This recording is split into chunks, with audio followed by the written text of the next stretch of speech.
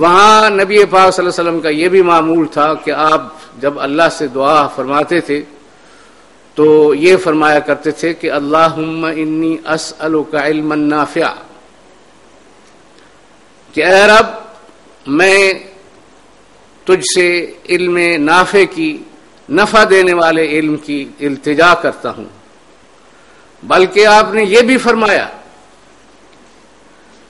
کہ اللہم انی اعوذ بک من علم لا ينفع، کہ اے رب میں اس علم سے تیری پناہ میں آتا ہوں کہ جو انسانیت کو نفع نہیں دیتا۔ تو آپ نے دیکھا کہ جس طریقے سے ہوا اور پانی کا صاف ستھرا ہونا اور پاکیزہ ہونا ضروری ہے، اسی طریقے سے علم بھی ایسا ہونا چاہیے۔ اسلام کے نقطۂ نظر سے نبی پاک صلی اللہ علیہ وسلم جو پیغام لے کر کے انسانیت کے لیے آئے ہیں، اس کے نقطۂ نظر سے ایسا ہونا چاہیے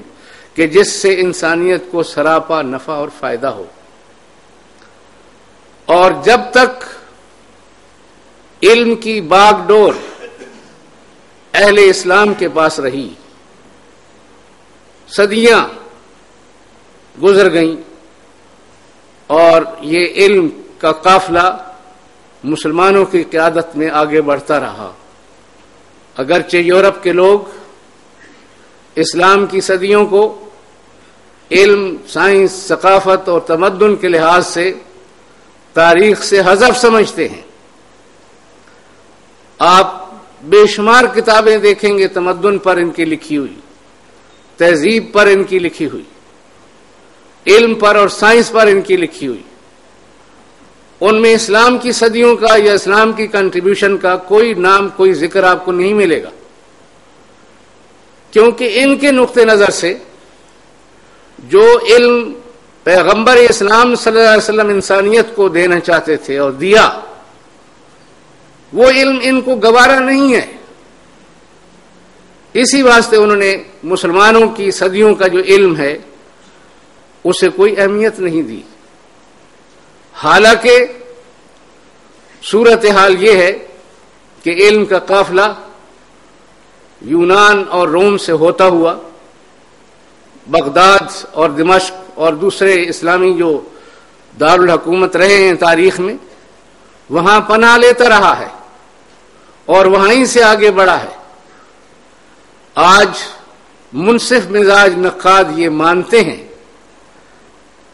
کہ اگر یونان کے فلاسفہ اور حکماء اور ان کے مفکرین کے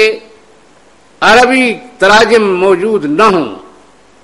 تو ان کی بہت سی کتابیں دنیا سے مٹ چکی ہیں۔ یہ مسلمانوں کی معمولی کنٹریبیوشن نہیں تھی کہ انہوں نے پرانا جو علم ہے، پرانی جو سائنس ہے، اس کو محفوظ کیا۔ یونان اور روم کے مفکرین اور علماء کی کتابوں کو عربی میں ترجمہ کر کے محفوظ کیا،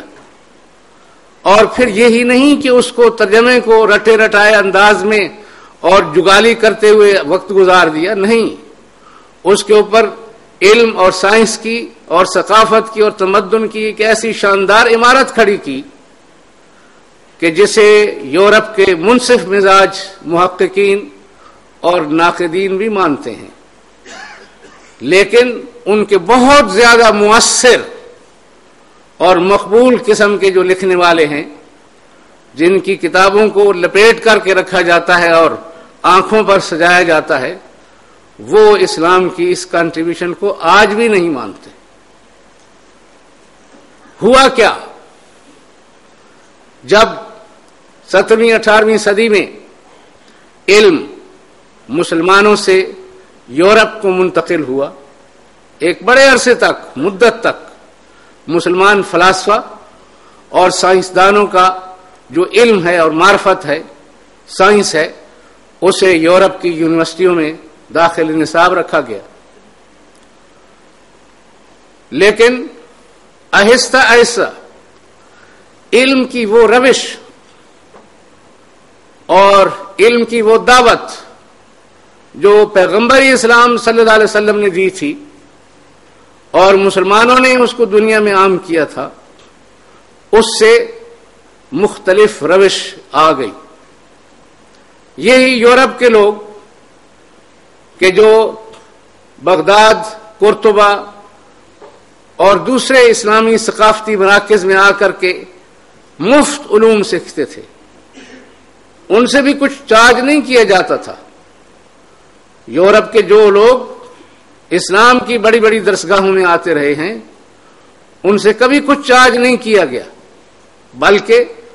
انہیں رہائش، کھانا اور کتابیں اور دوسری سہولیات بھی مفت میں مہیا کی جاتی رہی ہیں. لیکن جب یہی علم ان کے پاس گیا تو علم کی وہ حیثیت نہیں رہی.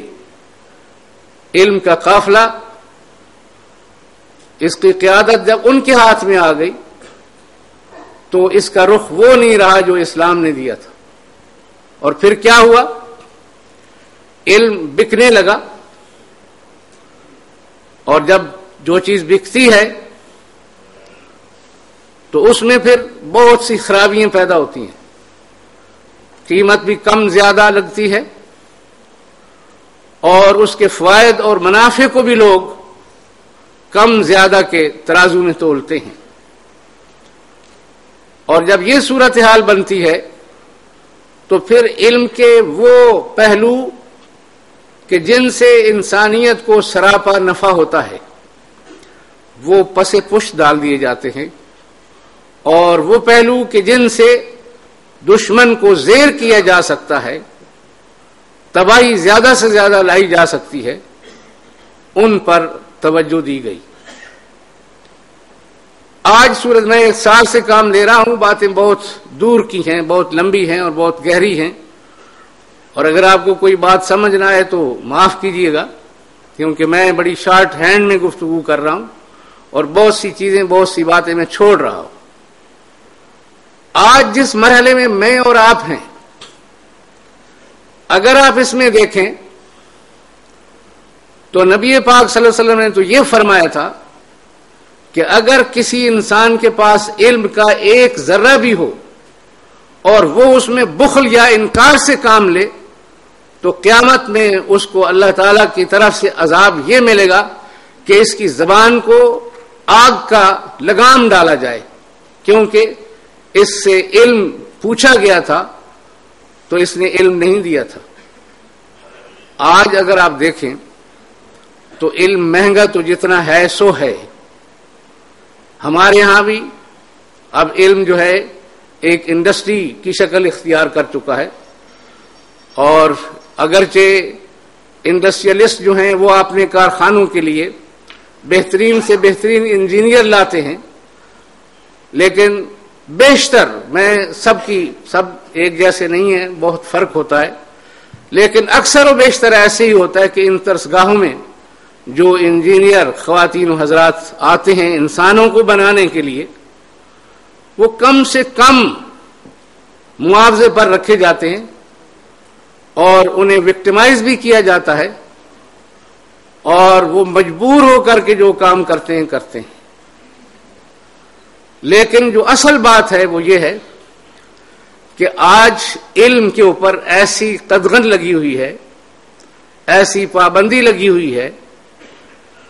کہ علم کو مکفل کر دیا گیا ہے. آپ کو معلوم ہے، تاریخ ہمیں یہ بتاتی ہے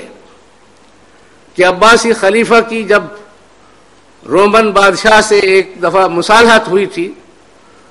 تو اس بات پر ہوئی تھی کہ تم نے اپنے تہہ خانوں میں جو علم قید کر رکھا ہے اسے رہا کر دو. یہ وہی علم تھا کہ جس سے انسانیت کو کچھ حاصل ہو سکتا تھا، فائدے کی شکل میں یا دشمن کو نقصان پہنچانے کی شکل میں، لیکن بہرحال انہوں نے علم کو قید کر رکھا تھا. آج بھی علم کی یہی حالت ہے کہ اول تو علم ایسا مہنگا ہو گیا ہے کہ یورپ کی کسی یونیورسٹی میں کوئی غریب بچہ مشرق کا، ایشیا کا یہ تصور بھی نہیں کر سکتا کہ وہ وہاں جا کر کے علم حاصل کرے گا، اور اگر وہ کسی طریقے سے